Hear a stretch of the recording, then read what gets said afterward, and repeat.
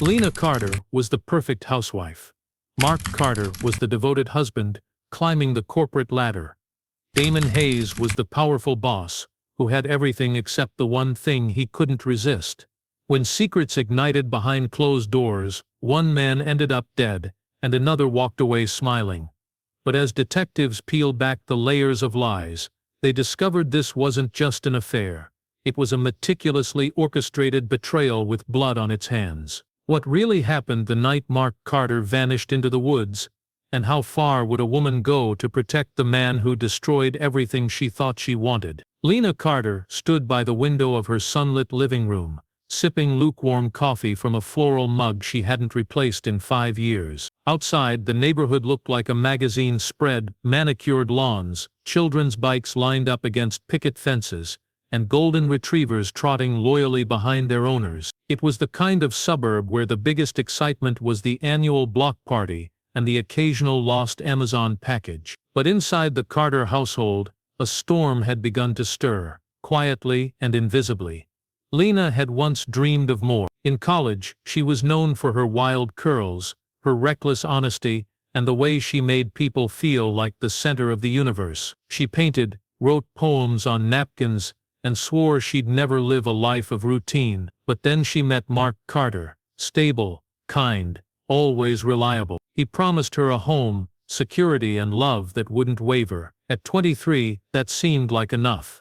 Now at 34, Lena felt like she was fading. Every morning started the same: make the bed, water the ferns, scroll through photos of people who seemed far more alive than she felt. Mark left for work at 7:10 sharp, kissing her on the cheek with the same practiced affection he gave her each day. He worked in finance, mid-level management at a firm that rewarded loyalty and silence. He wore blue ties and came home tired, sometimes carrying the tension of the day like an invisible briefcase that never left his hands. Their conversations had grown hollow: weather, work, groceries. On Sundays they watched crime documentaries together, never speaking more than a few words between scenes of blood and betrayal. Ironically, those shows were the most emotion she'd felt in months. But Lena wasn't the only one who noticed the growing silence between them. Their neighbors, too polite to pry, exchanged knowing glances. Sophie Lang, Lena's childhood friend who lived 3 houses down, once asked her if everything was okay. Lena smiled,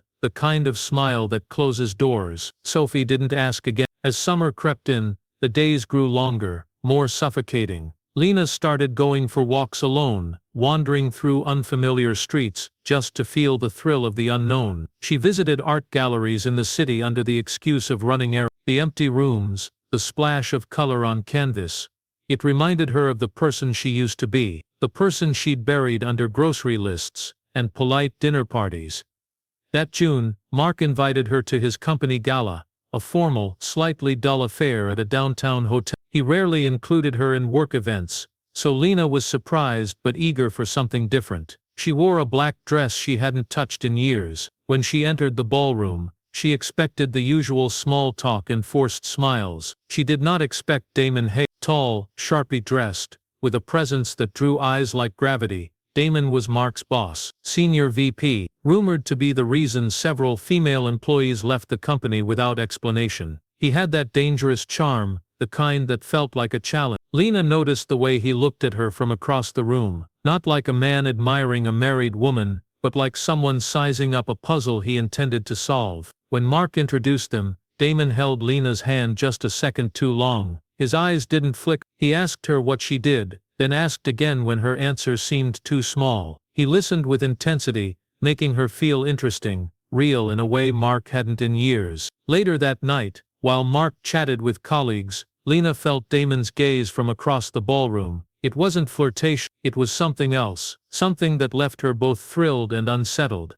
That night, as they drove home in silence, Lena couldn't stop replaying their encounter. Damon's voice, his eyes, the way he seemed to see through her mask. Something had shifted. She felt it, even if she couldn't name it yet. The perfect suburb remained unchanged, but within Lena Carter, a fault line had cracked open, and it was only a matter of time before something slipped through. Lena Carter hadn't planned to see Damon Hayes again. After the gala, she assumed their strange charged interaction would become just another fleeting memory, a blip in the monotony of her days. But less than a week later, Mark mentioned that Damon had complimented Lena during a team meet. He said you had a rare kind of presence.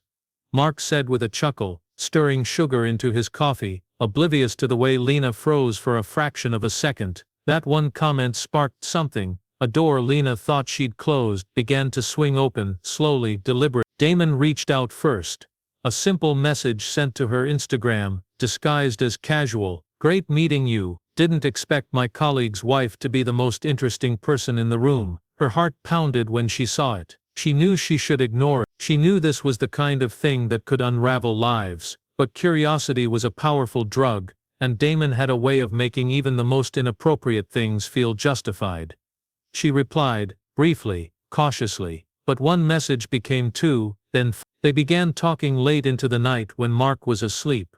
When the house was dark and quiet, when Lena felt the most invisible. Damon was witty, intelligent, and deeply observant. He noticed small things, her frustrations, her loneliness, the art she used to create. He remembered details from their first meeting that even Lena had forgotten. It was intoxicating, the way he seemed to reach through her carefully constructed world and touch the parts she'd kept hidden for years. Soon texting wasn't enough. They met for coffee under the guise of coincidence, then lunches at places far from Mark's office. Eventually they crossed the line neither of them pretended to resist. A hotel on the edge of the city, cheap sheets, dim lighting, and the kind of silence that made everything feel dangerous. Lena told herself it was a phase, a momentary escape, but deep down, she knew something had shifted permanently. She didn't just want Damon, she needed the version of herself that only existed in his presence.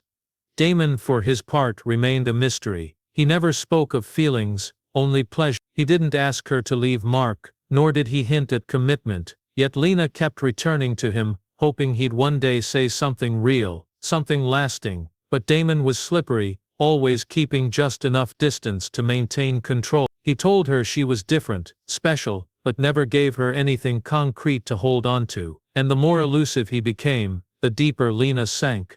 She began lying with ease. Her painting classes were real only on paper. She opened a new email account to book hotel rooms. She started wearing perfume again, styling her hair in ways she hadn't bothered with in years. Mark noticed the changes, but misread them. He thought Lena was finding herself again, reconnecting with old passions. He smiled more. He brought her coffee in bed, and each small kindness from her husband made Lena feel like she was drowning in guilt she couldn't escape.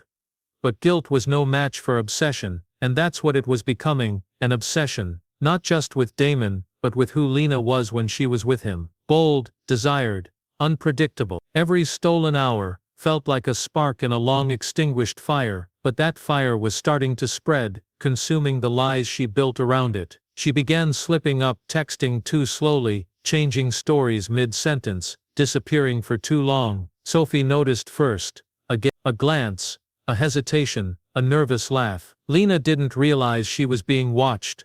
The affair wasn't just a secret anymore, it was a living thing, growing stronger with each lie, each meeting, each whisper of and what Lena didn't know, what she couldn't have imagined, was that Damon had secrets of his own. Secrets, not just about her, but about Mark, about what he wanted, about how far he was willing to go to get it.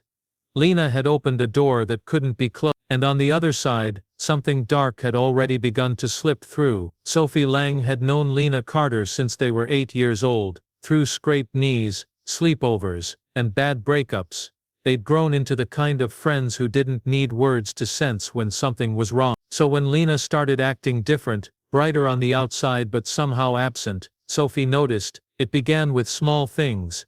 Lena canceling plans last minute, avoiding eye contact during conversations, answering questions with vague smiles. Sophie let it slide at first. Everyone had seasons. Maybe Lena was just reconnecting with herself, but something didn't sit right.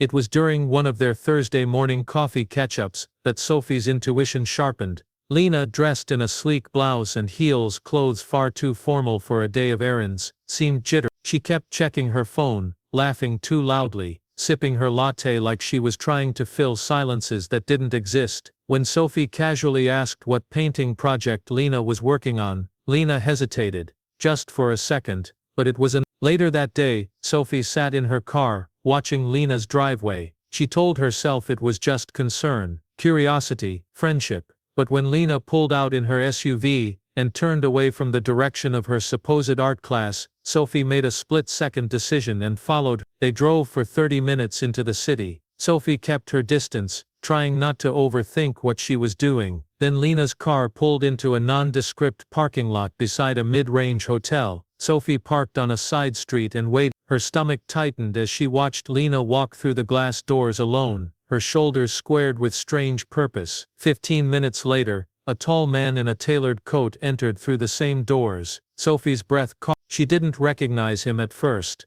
But as he passed beneath the awning and turned slightly, the hotel's lights revealed his face. Damon Hayes. She'd seen him once at the office Christmas party, Mark's boss. The man whose charm had unsettled her. Her hands shook as she sat frozen behind the steering wheel. Lena wasn't just cheating, she was involved with someone powerful, someone too close. Sophie didn't follow them inside. She didn't need to. The truth had settled hard and sharp in her chest. On the drive home, she wrestled with what to do. Tell Mark, confront Lena, pretend she hadn't seen anything, and let it collapse on its own. But none of the options felt right. All she knew was that Lena was playing with fire, and someone was bound to get burned. Over the next week, Sophie kept her distance but remained observant. She noticed Lena's distracted eyes, the way she fiddled with her wedding ring, the slight flinch when Mark touched her shoulder during a neighborhood barbecue. It was like Lena was living in two realities, one neat and curated, the other chaotic and dangerous, and Sophie could see the threads beginning to fray. Then something strange happened. Sophie saw Damon in their neighborhood, driving slowly past the Carter's house, late one evening. His window was down, arm draped casually over the steering wheel, face half hidden in shadows. He didn't stop, didn't get out, just passed by like a predator checking its territory. It chilled her, not just because of what it implied, but because Damon didn't belong in their quiet world. His presence felt like an omen, like something was about to shift. Sophie tried once more to talk to Lena. She invited her over, under the pretense of needing help redecorating the guest room. Lena came, but she was distracted, jittery, and left within 20 minutes. Before leaving, she accidentally left her purse behind. Sophie didn't snoop, at least, not immediately, but when she picked up the bag to bring it back the next day, a small leather-bound notebook slipped out. Its spine was worn, the pages thick and filled with looping handwriting. Curiosity won. Sophie opened it. What she read made her stomach turn, because Lena wasn't just lost in a fling, she was drowning in something far more dangerous, and from the way Damon's name appeared on nearly every page, it was clear he wasn't just a lover, he was something else entirely, something Lena didn't understand, something Sophie wasn't sure she could stop. Mark Carter was not the kind of man who jumped to conclusions. His world revolved around structure, spreadsheets, balance sheets, measurable outcomes. He trusted logic, patterns and routine. So when he began noticing things that didn't quite add up in his home life, he didn't panic. At first, he simply took note. It began with the receipt.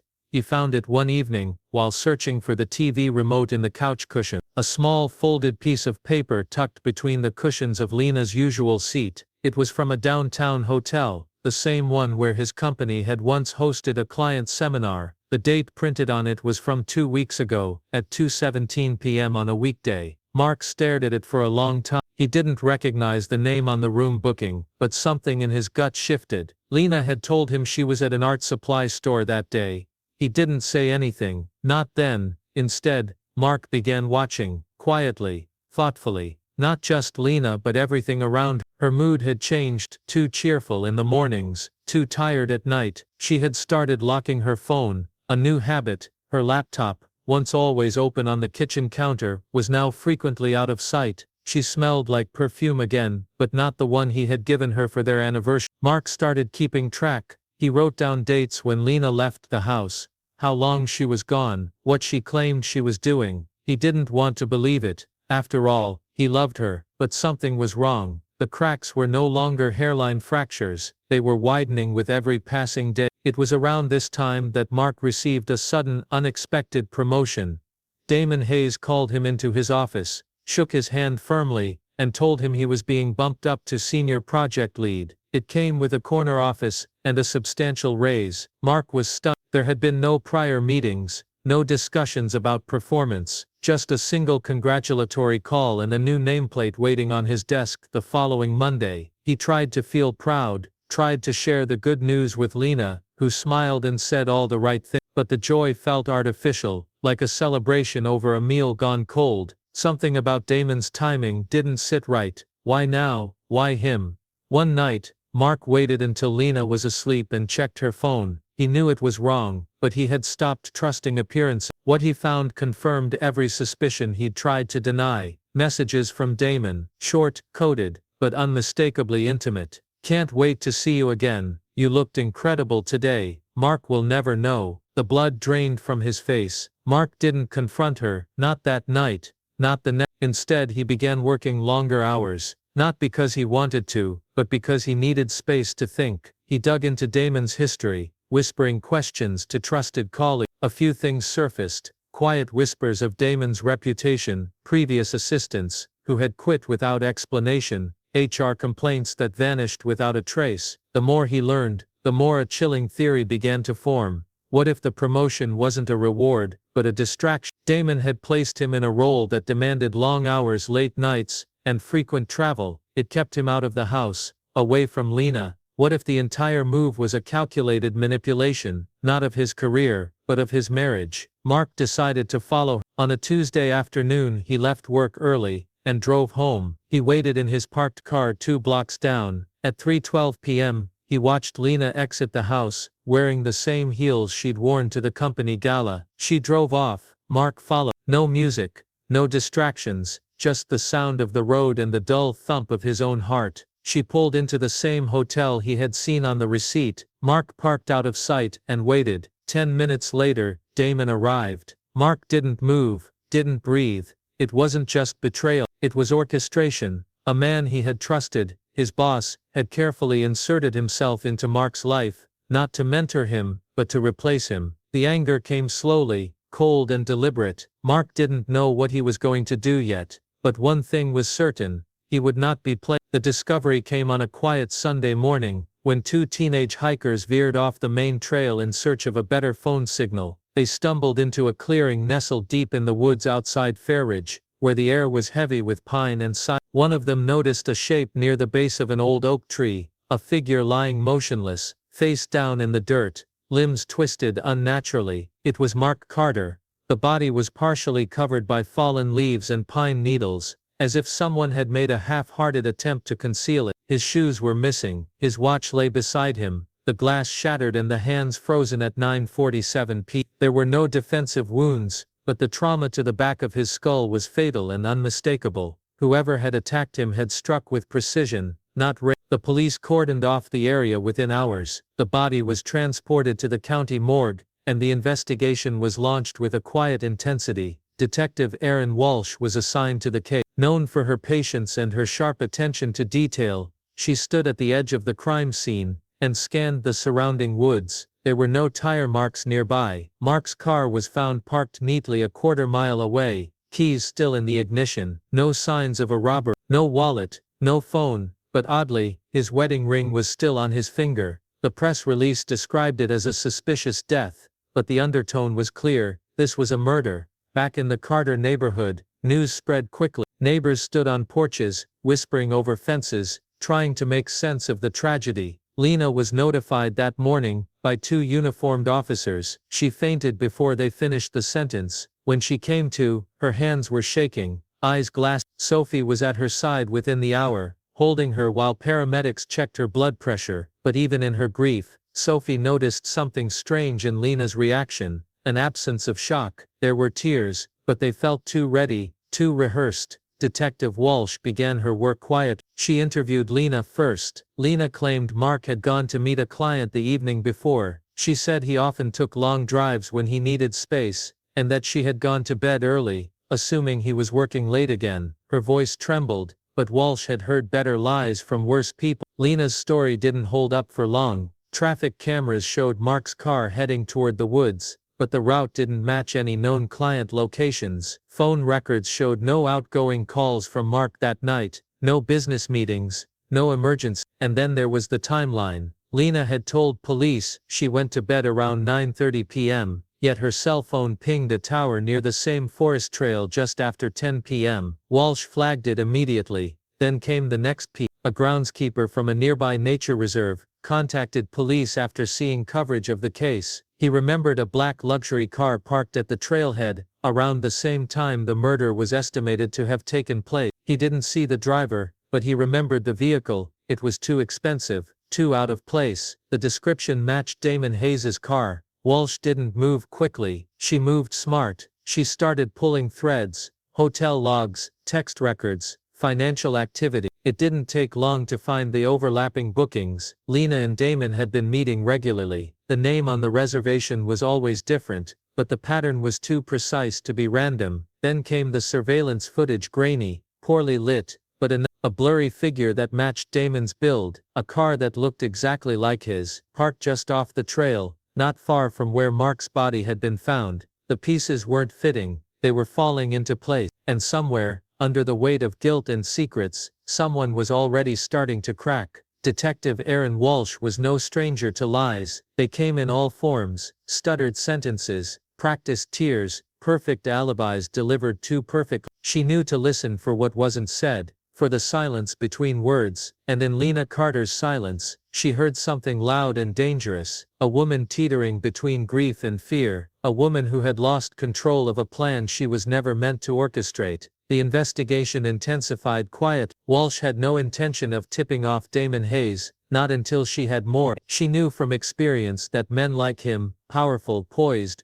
rarely broke under pressure unless you made the walls close in slowly. She ordered a deeper dive into Damon's financials, his phone activity, and even the security logs at his office. What surfaced painted a damning picture. On the night Mark Carter died, Damon had claimed he was home alone, working late, but his phone pinged near the trailhead shortly after 9:30 p.m., then again at 10:05 p.m. just 5 miles away. Cameras showed no entry or exit from his gated community during that time. Despite his insistence, he never left. Walsh didn't move on him yet. She wanted a confession, not just suspicion. Meanwhile, Lena was unraveling. She had stopped sleeping. Her face grew pale, her voice thinner each time Walsh called her in for questioning. Sophie watched helplessly as Lena began to isolate herself, no longer returning calls or texts. Something was splintering beneath the surface. Walsh knew it was only a matter of time before someone broke. She just wasn't sure if it would be Lena or Damon.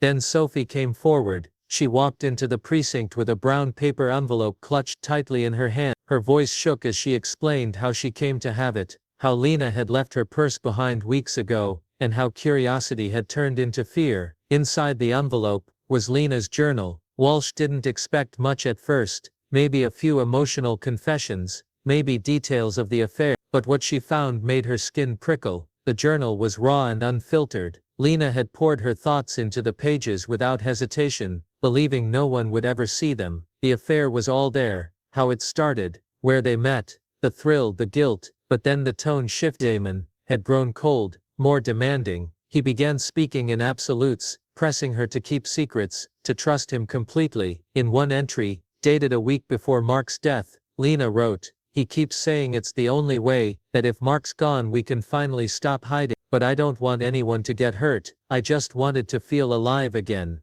That line hit Walsh like a strike of lightning. It wasn't a confession, not directly, but it was the first solid proof of motive and manipulation. Lena had been pulled into something far darker than an affair. She wasn't just a guilty wife, she was a pawn, whether she knew it or not. Walsh brought her in again. This time, Lena didn't wear makeup. She looked like a ghost of herself. Walsh placed the journal on the table. She didn't speak. She didn't need to. Lena stared at it for a long time, then at Walsh, and finally, her voice cracked. She began to speak, not in full truths, but in enough half-truths to draw a clear line through the fog. She admitted to the affair, admitted to meeting Damon that night. She said she knew Mark had followed her once, weeks earlier, but Damon convinced her it was under control. When she found out Mark was dead, she claimed to be shocked, terrified, but not entirely surprised. He told me not to worry, she whispered, that I wouldn't have to live a double life anymore. That was enough. Detective Walsh now had leverage, enough to bring Damon in for questioning, enough to start pressing on pressure points that were quickly turning into open wounds. The cracks were no longer invisible, they were widening, and someone was about to fall straight through.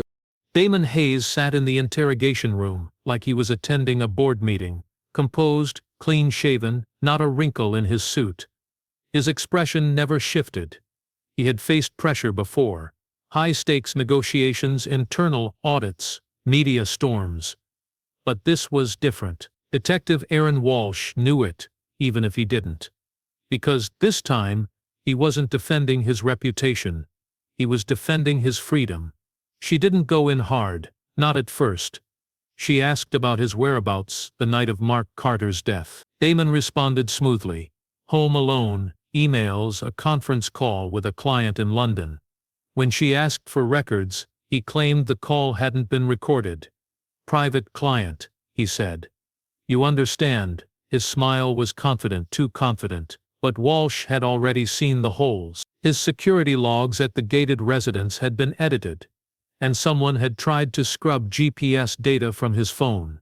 She placed a printout of his phone's ping data on the table. The towers didn't lie, he was within 2 miles of where Mark's body was found. For the first time, Damon's smile twitched. Back at the precinct, Lena Carter had been moved into protective custody after receiving an anonymous threatening letter. It was handwritten, no return address, but the message was unmistakable. Silence protects. Talking destroys. Detective Walsh suspected Damon had sent it, perhaps through someone else, but couldn't prove it. Yet, Lena had already started to cooperate, piecing together her months-long entanglement with Damon. She told Walsh how Damon had taken control of every part of her life under the guise of passion, how he fed her lines about love and freedom while tightening the leash around her. According to Lena, she never planned to harm Mark, but Damon had been planting seeds for weeks. He'd told her that Mark was dangerous, that he was watching them, that he would ruin everything. He'd created a false threat, a story in which Damon was the hero saving her from her suffocating marriage. And in the chaos of lies and infatuation, Lena believed him, or at least wanted to. But the real crack came with the forensics. A search warrant for Damon's vehicle turned up faint traces of blood in the trunk, enough to warrant a DNA test. The results were clear, it was Mark Carter's. Damon had attempted to clean the interior, but missed small amounts near the wheel well. A grave mistake. Walsh brought Damon in again, this time with the evidence. She laid it out methodically. The GPS data, the altered security logs, the surveillance footage of his car near the crime scene, and finally, the blood. Damon didn't speak, he didn't blink. He stared at the folder like it was beneath him, but his knuckles whitened around the edge of his chair. She let the silence stretch. You don't need to say anything, she finally said. Your actions are already speaking. He asked for a lawyer. That same night, Lena was moved again, to a secure facility under watch. She'd made a deal, reduced sentence in exchange for her testimony. She'd testify that Damon had orchestrated everything, that he made her believe it was the only way, that he told her they could have a future only if Mark wasn't in the picture. Her words would be the final nail in his carefully constructed life. By the end of the week, the media had the story. CFO linked to murder in love triangle gone wrong. Photos of Lena and Damon splashed across screens. The suburban fantasy was shattered. The community that once gossiped about potlucks now whispered about blood and betrayal. Damon Hayes was formally charged with first-degree murder, conspiracy, evidence tampering. Lena, while not innocent, was charged with obstruction and accessory after the fact. But the story wasn't over, because as the case moved to trial, secrets still lingered in the margins. Pages missing from Lena's journal, security footage that mysteriously vanished. Someone had helped Damon and they hadn't yet been found. Justice was coming, but shadows remained. The courtroom was packed on the first day of Damon Hayes' trial. Reporters lined the back wall, their pens scribbling furiously with every word spoken. The air was thick with tension, the kind that builds not from chaos, but from the stillness before something breaks. Friends, co-workers, neighbors, People who once saw Damon as a polished executive, now watched him in a Navy prison jumpsuit, his hands cuffed, his eyes as hollow as the defense he clung to.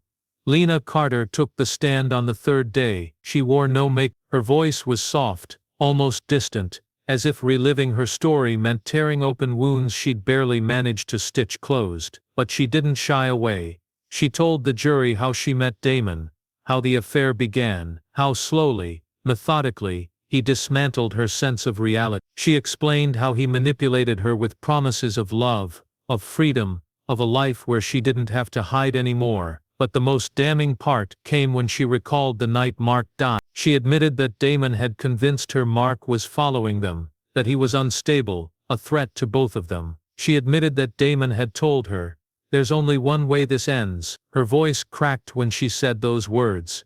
The courtroom went silent. Lena's testimony alone might not have been enough, but combined with the digital footprints, the blood in Damon's trunk, and the inconsistencies in his alibi, the jury began to see the pattern.